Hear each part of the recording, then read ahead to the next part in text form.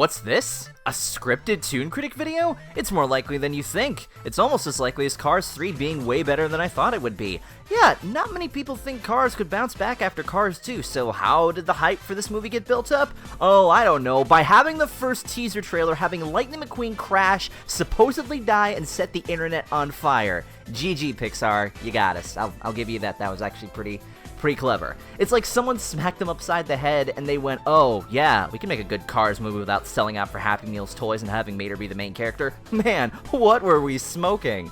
I'll get back to that in a little bit though, but from now on, spoiler warning is right here, so if you don't want to be spoiled, you know what to do. So the whole premise with Cars 3 focuses around Lightning McQueen trying to stay relevant amidst a slew of new, faster, next-gen cars led by the film's antagonist Jackson Storm. Jackson Storm? Really? That is like the least edgy name that I can come up with. After a string of losses and a devastating crash that mentally and physically breaks McQueen, he decides to get into training for a rematch against Storm at a new high-tech facility under one of the film's new characters, Cruz Ramirez, a spunky trainer who had been an avid fan of Lightning since she was little. And so the story's central focus goes to McQueen as he does some serious soul-searching and looking for inspiration from the past to prove he's still got it and can still hang with the next-gen cars. I was so glad to see how much depth and emotion they were able to put into this movie. It was actually kind of impressive. This whole movie's theme focuses on one word, legacy. But as I made it into the final act of the movie, it suddenly dawned on me. We thought we had been focusing on Lightning McQueen's great comeback story and how he'd live up to Doc Hudson's legacy, but what we were actually witnessing was someone else following McQueen's legacy, getting the torch passed to them to begin their own story, and that, ladies and germs, the real story of Cars 3, is for Cruz Ramirez. I first dismissed Cruz as I thought, well, someone's got to be the comic relief, and it's not going to be Mater this time around, thank God. Cruz has this cheery optimism that you would expect from a fitness trainer. She's determined, she's got her goals in mind, but what sets her apart from others is that she relies on data as opposed to actually racing, and Lightning is quick to show her the ropes of what it means to racing IRL.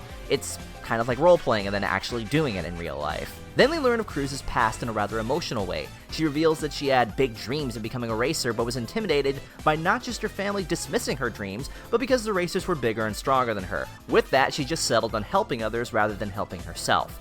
How funny is it that her idol that she's supposed to be training actually helps train her to become the racer that she was meant to be? So when the moment finally comes for the big race, what is supposed to be McQueen's final moments as a racer ends up being the one chance that Cruz needs. After willingly sacrificing his chance to win in favor of Cruz getting to race in the biggest first race of her life, this is where the symbolic passing of the torch finally happens. Why? Because in a mirror move like the first movie, McQueen becomes Cruz's coach in her time of need the same way Doc becomes McQueen's coach. As he puts it, I'm using my last chance so I can give you your first. Cruz is the real hero in the story, the unexpected underdog that's meant to carry on McQueen's legacy and through McQueen, Doc's legacy. Now, I'm no expert on the Cars world, but, this all kind of makes sense. You have the whole new generation taking over, and you have the old-timers that are trying to not be replaced. It's a race, pun intended, to survive against time. Or is it?